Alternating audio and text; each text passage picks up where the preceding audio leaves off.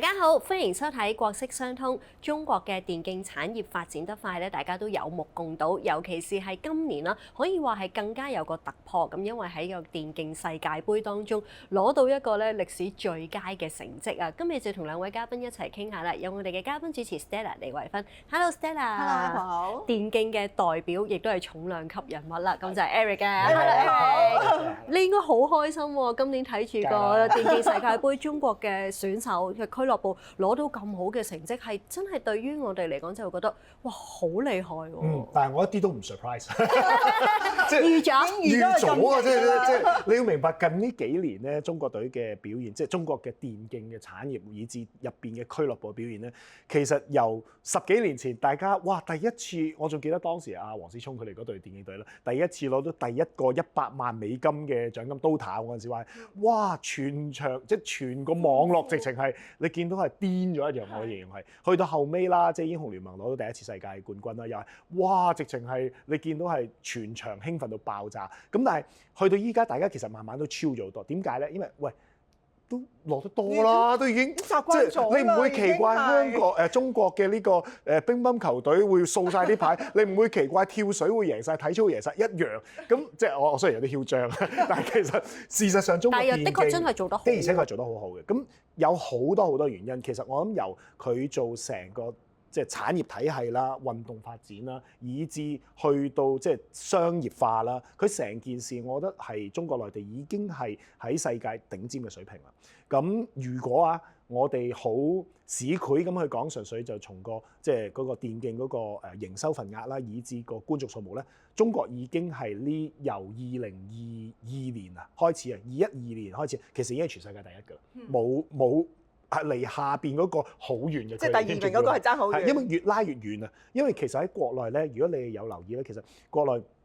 除咗本地啲聯賽越搞越大型，獎金越嚟越多之外咧，其實喺本地嘅俱樂部透過贏咗之後，代表中國呢個地區再去出戰國際比賽嘅成績咧，都係非常好。好似頭先大家兩位都提到啦，即係今屆伊布斯啦，即係一個電競我哋叫世界盃啦。咁其實都係一個國際大賽事啦。咁其實已經係啲獎牌好似掃晒咁咯。咁之前早幾屆嘅亞運會，第一屆嘅 Jakarta 啦，以至上一屆杭州亞運咧，又係掃晒。即係講緊6、7個項目，應該係掃咗一半金牌。跟住銀牌、銅牌啲都唔講啦，即係已經係咁，所以其實係事實上係做得好嘅。咁我自己覺得其實我都幾開心，因為自己作為其中一員啦，即係我大家推動呢個運動啦，我好推動呢個運動，我自己亦都好熱愛呢個運動，因為我以前都有參加電競比賽啦。咁不過嗰陣時又唔係叫電競啦，打機比賽。咁但係 anyway， 去到依家我見到我自己小朋友都好中意即係玩呢啲比賽。其實包括甚至我小朋友上屆亞運會佢都有去參加個視覺項目比賽，即係呢啲其實我睇住後邊呢一代慢慢都投入呢個產業，而俾到更加多一啲機會呢啲後生仔去為即係自己地區為國家爭光嘅時候，其實我都覺得好正喎呢件事啊！咁頭先講啦，就話係中國真係好犀利啦，呢個贏到呢啲咁樣嘅即係獎牌啊咁樣樣。嗱香港啦，嗱你已經係即係推動嘅先驅者啦，係始祖啊，係啦始祖。咁去到而家嘅時候咧，其實嗰個嘅成績又係點樣樣咧？其實我哋香港隊唔差嘅，好老實講句，譬如由18年我哋亞運會嘅示範項目，我哋攞到第一個金牌啦嚇，嗰個黑松嗰啲 game 啦，去到上一屆嘅亞運會，我哋都攞到呢個銀牌啦，有嘅隊伍比賽嘅蒙三角，咁以至咧去到依家咧，其實即係同大家亦都可以講翻就係。我都幾開心睇到開始有精英運動員添啦，因為其實隨住呢2年，啱啱我哋電競組會加入咗 SF&OC 2年幾啦嚇，咁開始亦都被承認成為喺香港一個正式嘅體育項目，亦都可以開始接受到政府嘅體育資助之後咧，其實我哋因為亞運會攞到好成績啦，國際比賽啲成績都有排名啦，咁變咗我哋其實亦都培養緊，我諗冇記錯，依家大概20零位嘅精英運動員，其實喺我哋嘅訓練中心長期訓練緊嘅。咁點解咧？因為明年又係亞運會啦，嚇又係名古屋亞運會，仲要係我知道都可以同大家預告下，都幾癲嘅，因為明年亞運會咧由原本7個遊戲項目加到13個遊戲項目。一個 double 咁滯喎。係啊，冇乜嘢，因為可能我懷疑日本係遊戲大國，咁我哋自己咧揀晒一啲咧，我覺得都幾矛嘅，其實揀晒全部自己啲遊戲，咩泡泡龍啊咁嗰啲，我正常我都唔會玩嘅，咁但係我覺得佢哋即係anyway 啦，咁嗰個主辦方嘅權利啦，有啲就係咁佢哋會加咗好多佢哋日本本土特色嘅一啲遊戲，咁我都好謝嘅，咁個即係 diversity 即係嗰種多元化，我哋體現到出嚟嘅，咁於是乎其實獎牌嘅數目或者機會亦都多咗，咁我自己覺得可能明年我都 looking forward 香港隊有機會可以喺某啲項目都有一啲好成績嘅，係啊。除咗話係講緊咧喺國際賽事當中攞獎牌咧，就係當然係好開心啦，亦都係一個嘅突破。咁但係我記得咧年幾前其實同 Eric 都有研究過中國嘅電競產業點解發展得咁好，就有好多政策去驅動啦。冇錯。而家市場就覺得啦，就係兩個力量一齊嘅，就係市場驅動，再加埋政策驅動，就係啲政策基本上咧冇停過，咁從而又帶動到咧就係市場更加關注啊！咁呢一個係咪亦都係即係可能而家成個產業嘅發展啦，係每年個改變都會好大。係啊，其實呢個先至係一個良性嘅發展，即係一方面政策推動，亦都佢本身係希望由1蚊可以帶動，唔係帶動翻1蚊翻嚟，希望帶動10蚊甚至更多翻嚟㗎嘛。咁其實有好嘅政策之後咧，於是乎其實都越更加多投資者商家願意投資。咁最緊要你作為投資者，最緊要係咩嘢咧？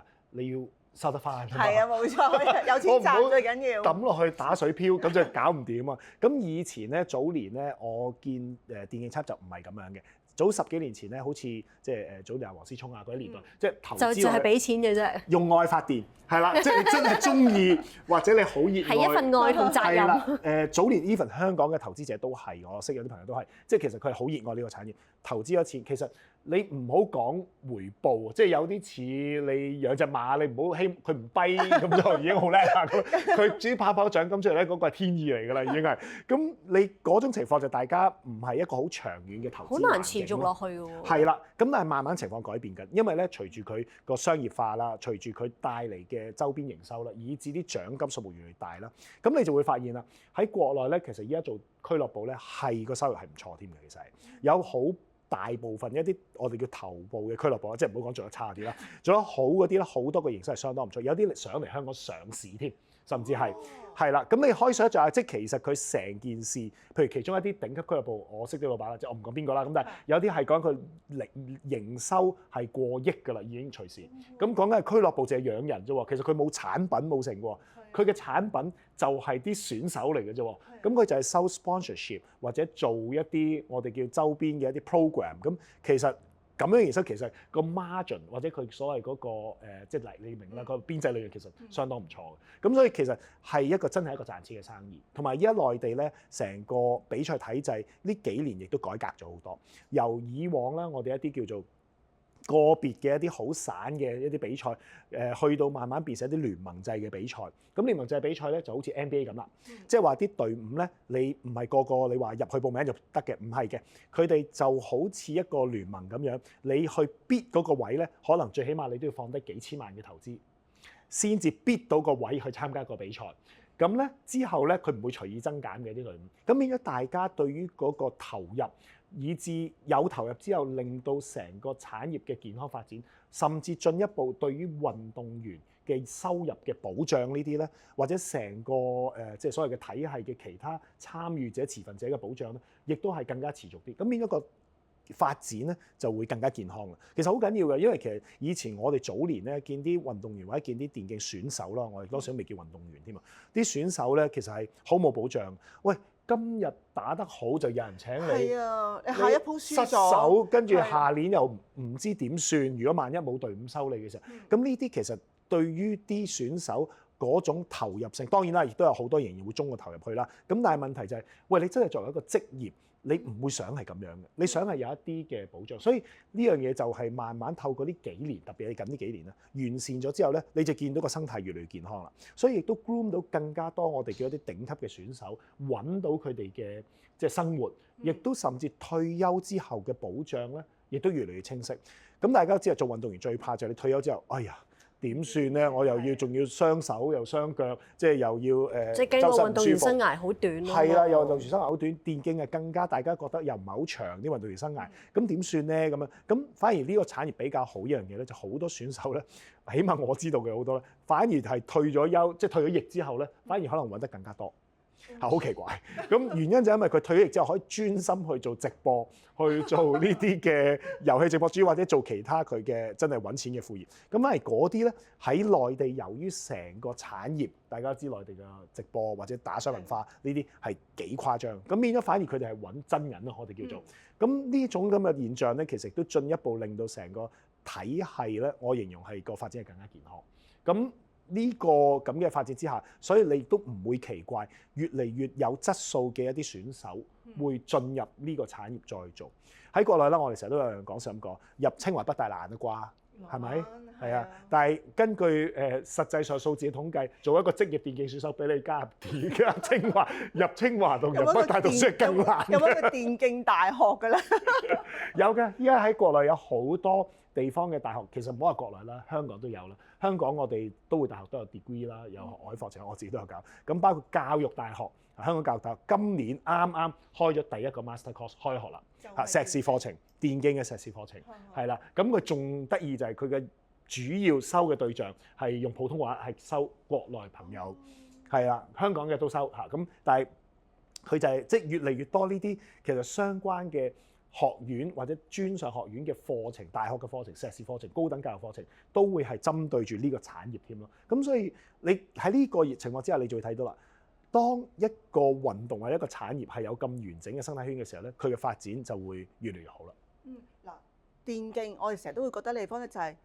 即係舊式嗰種就打機啫，咁佢而家就係我喺屋企度對住部電腦咧就已經係可以打機。但係其實咧我見到好多嘅比賽咧，唔係淨係線上嘅喎，佢哋會係線下嘅喎。即係話其實呢個運動咧，唔係淨係個個匿埋喺屋企度喺度打，或者喺度做呢個運動。其實實際上係需要一個地方，咁跟住就係一班人去圍埋一齊去做呢個嘅比賽嘅喎。其實有冇咁嘅香港有冇咁嘅地方咧？其實真係香港地方就唔算多嘅。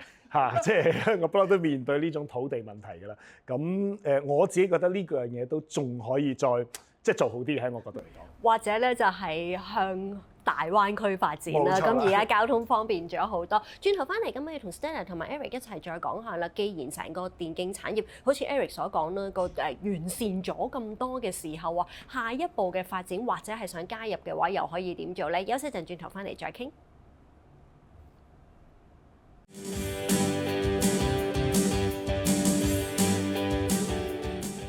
繼續翻到嚟國色相通嘅節目時間 ，Eric 同埋 Stella， 咁我哋頭先講到中國嘅電競產業，見到係一個真係好高速嘅發展啦。仲要講緊好似即係科技一樣嘅就係每年都有一個好大嘅變化。除咗話係喺國際當中攞到一啲即係超卓嘅成績之外啊，咁啊講到就係個商業模式，我都覺得係會令到好多人都好意外，就話哇原來係可以好賺錢嘅。退役嘅電競運動員就賺錢個能力亦都係好高嘅。Eric， 我想問下啦。咁其實即係佢哋咁多嘅營運模式，即係除咗話真係經營一個俱樂部去賺錢之外，仲有啲咩經營新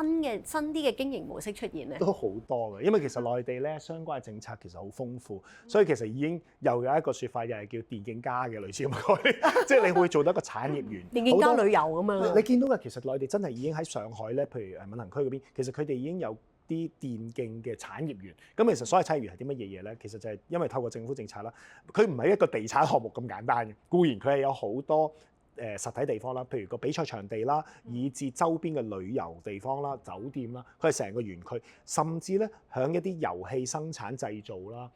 以至佢周邊嘅啲配套啦，佢變成一個商圈，全部都係同電競相關嘅產品。咁嚟諗下啦，電競就會再帶動埋 cosplay 啊，或者好多呢啲周邊嘅有趣青少年人中意嘅動漫啊等等。所以其實咧，佢就慢慢形成一個青少年人嘅消費嘅圈。就可以係咁樣去推動，咁所以電競係一個我形容係一個核心，但係咧佢周邊亦都可以帶動緊好多產業。咁再進一步啦，甚至依家電競嘅旅遊啦等等啦。如果大家有留意，其實喺國內好多一啲電競嘅酒店，你喺香港見唔到嘅，一間房有5張床，跟住就5個電腦擺。大家去就係打機嘅。係啦，就係喺入邊困獸鬥你，就一日打到黑。咁仲要房入邊有晒個 snack bar， 有晒嘢飲，你唔需要走出房都可以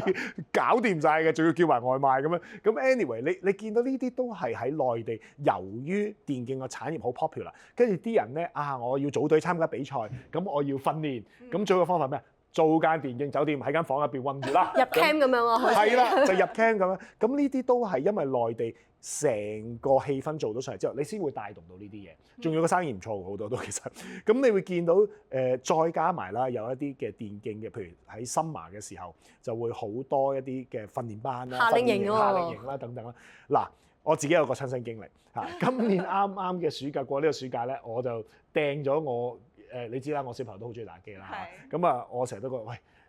即係你打還打都要讀下書啊，係咪先？即係同埋其實佢有啲小朋友咧，我唔講邊個啦嚇，總之係會覺得自己好勁咁樣嗰啲啦，咁咧就覺得，啲職業隊都我唔係差好遠嘅啫，我有得打嘅咁樣，咁咧於是乎咧，即係我用咗我少少 connection 咧就。帶咗佢去呢啲嘅一啲頂尖嘅俱樂部，係啦，同啲國內喺上海嘅頂尖俱樂部，同佢哋集訓咗幾日。咁嗰隻遊戲就係玩啲我哋叫 Valorant， 即係國內一隻好出名嘅第一身射擊遊戲。咁咧當然啦，我個仔仲要帶埋佢同學去添，因為嗰個係佢隊友嚟嘅。咁點知咧，我嘅形容係咧呢次嘅旅行咧，呢次呢個夏令營咧係。我覺得係幫到佢成功戒網癮嘅，即係話咧，佢以前可能日日都好中意打，依家係打少咗。點解咧？因為上完去之後咧，就理解到原來呢個現實係咁殘酷嘅，即係等於叫我去同 NBA 嗰啲人一齊打籃球一樣，你就會明白，我不如我都係坐埋牆邊啦，繼續喺度打啦，我唔好阻住人哋啦。咁即係你會發現咧，其實個水平真係好大差異。咁你亦都唔會 surprise 嘅。你上到去見到啲內地職業選手嗰種。我認為真係幾刻苦嘅訓練咧，你就好明白㗎。你諗下，佢哋一起身，第一時間可能會刷牙洗面，做少少運動之後，其實就一日就係自己匿埋喺度練一啲好沉悶嘅反應動作。嗱，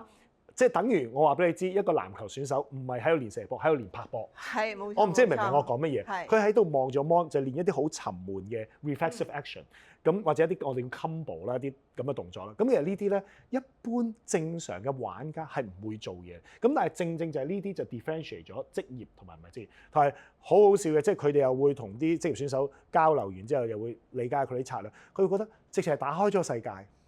點解乜原來呢個遊戲係咁玩嘅咩？即係覺得點解你同我玩緊唔同嘅 game 咁好似咁啊？咁呢啲咧其實咧。喺國內咧，我想講其實係一件都賺錢嘅嘢嚟嘅，因為咧其實如果正常佢哋呢啲咁嘅班咧，一個學生咧可能短短4-5日或者5-6日嘅呢啲訓練營咧，可能收過萬蚊人民幣嘅。哇！咁咧即係遊學團基本上係每年暑假都可以做嘅喎，或者每個長假期都可以做。咁咧就會話：哇 ，Eric 咁貴嘅，即係頭先包括我諗好多人都質疑我，你咁貴邊個願意俾啊？佢國內萬幾蚊。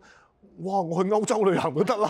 即係講得咩啲係咪先？包機票，佢仲要唔包機票喎，包本地酒店咁樣各樣嘢，即係好你覺得佢賺死佢啦。咁